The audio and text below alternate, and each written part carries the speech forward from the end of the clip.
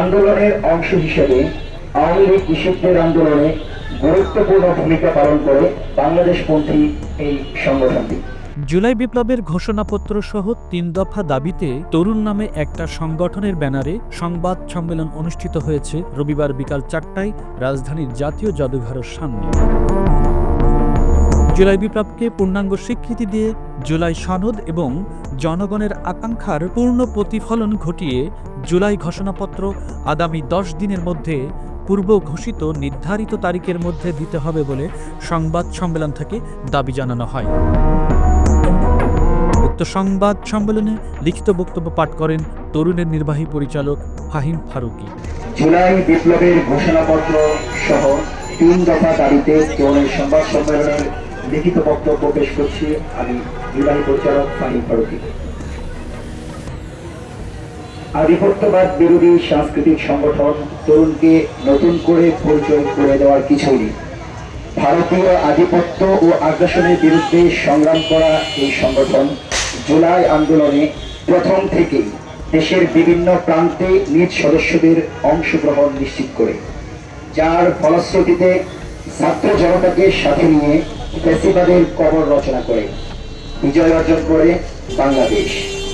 জুলাই পরবর্তী দেশ গঠনে আইন শৃঙ্খলা পরিস্থিতি নিয়ন্ত্রণের জন্য ট্রাফিক, যাত্রী সেবা, বাজার মনিটরিং সহ সেবামূলক কাজে নিজেদের যুক্ত রাখে জুলাইয়ের তরুণ সদস্যরা। আন্দোলনের অংশ হিসেবে আওয়ামী লীগ কৃষকদের আন্দোলনে গুরুত্বপূর্ণ ভূমিকা পালন করে বাংলাদেশপন্থী এই সংগঠনটি। বর্তমানে প্রতিষ্ঠানটি জুলাই ঐক্যের অন্তর্ভুক্ত অন্যতম সাংস্কৃতিক সংগঠন। দেশের চলমান রাজনৈতিক পরিস্থিতিকে সামনে রেখে আজকের সংবাদ সম্মেলনে জুলাইয়ের তরুণ মূলত 3টি দাবি উত্থাপন করছে। অন্তর্বর্তী সরকারের ইতিবাচক জবাবের অপেক্ষায় থাকবে জুলাইয়ের তরুণ ও ছাত্র জনতা। 1 নম্বর দাবি, জুলাই বিপ্লবকে পূর্ণাঙ্গ স্বীকৃতি দিয়ে জুলাই সনদ এবং জনগণের আকাঙ্ক্ষার পূর্ণ প্রতিফলন ঘটিয়ে জুলাই ঘোষণাপত্র আগামী 10 কর্মদিবস, আগামী 10 দিন অর্থাৎ পূর্ব ঘোষিত নির্ধারিত সময়ের মধ্যেই দিতে হবে। 2 নম্বর দাবি, শহীদ পরিবারগুলো সর্বোচ্চ রাষ্ট্রীয় মর্যাদা ও নিরাপত্তা নিশ্চিত করতে হবে। পাশাপাশি আহত বিপ্লবীদেরকে অতি দ্রুত চিকিৎসা ব্যবস্থা করে তাদের কর্মসংস্থান ও স্থায়ী পুনর্বাসন জাতির সামনে পেশ করা বর্তমান সরকারের প্রথম এবং প্রধান দায়িত্ব বলে তরুণ মনে করছে। 3 নম্বর দাবি, নির্বাচনের তফসিল ঘোষণার পূর্বেই জুলাই কেন্দ্রিক সকল বিচার সুষ্ঠুভাবে শেষ করতে হবে, নচেত তফসিল বিপ্লবীদের জন্য হুমকির কারণ হয়ে দাঁড়াবে। মৌলিক সংস্কার পরবর্তী নির্বাচনে জনগণের পূর্ণ আকাঙ্ক্ষার প্রতিফলন ঘটাতে পারে বলেই তরুণ বিশ্বাস করে। যেন আমাদের শহীদ পরিবারগুলো এবং আহত যোদ্ধারা ভালো মূল্যায়ন পায়। আমরা যেমন তেমন জুলাই ঘোষণাপত্র নিব না, এটা আমরা মেনে নিব না। আমাদের বুঝ দেওয়ার মতো যদি যেন তেন একটা ধরাই দেয়, এটা আমরা কি মানব? এটা অবশ্যই আমরা মানব না। যেন বাংলাদেশের মানুষের, আমরা যারা যুদ্ধ করেছি, আমাদের সবার আকাঙ্ক্ষা পূর্ণ করে ওনারা আমাদের একটা ঘোষণাপত্র দেবে, তাছাড়া আমাদের অস্তিত্বই টিকবে না। আর হাইনারা তো রেডি হয়ে আছে, তারা আমাদেরকে যে সবল মারবে তারা রেডি হয়ে আছে।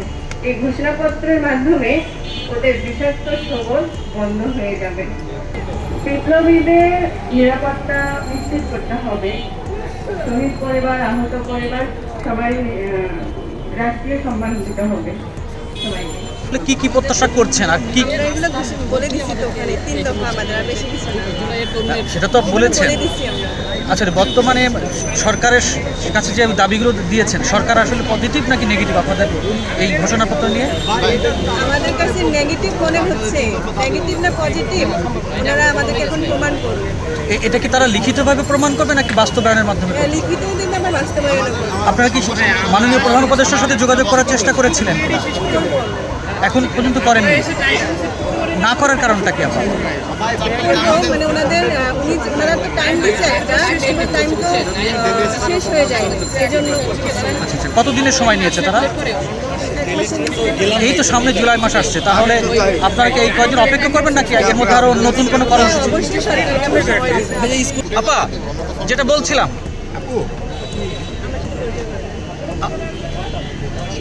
আপা যেটা বলছিলাম সামনে নির্বাচনের তফসিল ঘোষণা হতে পারে, এই জুন মাস চলছে, জুলাই মধ্যে যদি আপনাদের সনদপত্র মানে ঘোষণা না হয়, সেক্ষেত্রে আপনারা আসলে কি কি জুলাইয়ের মধ্যেই হতে হবে, অবশ্যই হতে হবে।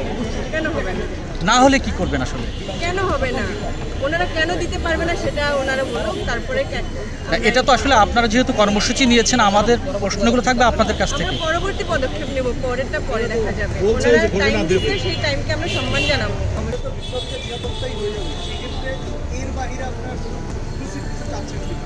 না, আমরা প্রথম থেকেই বলছি যে জুলাই আমার প্রেরণা দিতে হবে ঘোষণা। এখন প্রশ্ন আসছে ঘোষণা কি হবে? আমরা বলছি ঘোষণা তাই হবে যেটা জুলাইয়ের পালসকে ধারণ করে, যেটা জনগণের আকাঙ্ক্ষার পূর্ণ প্রতিফলন ঘটায়, জুলাই বিপ্লবীদের নিরাপত্তা নিশ্চিত করে। জুলাই আন্দোলনকারীদের আমরা দেখছি পথে ঘাটে তার আক্রমণের শিকার হচ্ছে। এই ধরনের আক্রমণ যেন বাংলার মেটার কখনো না হয়, সেজন্য আমরা জুলাই সনদে সম্পূর্ণ বিপ্লবীদের নিরাপত্তা চাচ্ছি। আহত, পঙ্গুত্ব বরণকারী এবং শহীদদের রাষ্ট্রীয় সম্মান চাচ্ছি। পাশাপাশি সনদকে জনগণের এবং রাজনৈতিক দলগুলোর ঐক্যমতের ভিত্তিতে একটি জুলাই সনদ হবে, যা সকলের কাছে গ্রহণযোগ্য হবে, বিপ্লবীদের নিরাপত্তা নিশ্চিত করবে, এবং জুলাই সনদের পর তফসিল ঘোষণা হবে এবং জনগণের আকাঙ্ক্ষা পূরণ করবে এই জুলাই সনদ। শেখ সাদি, বাংলা পোলো, ঢাকা।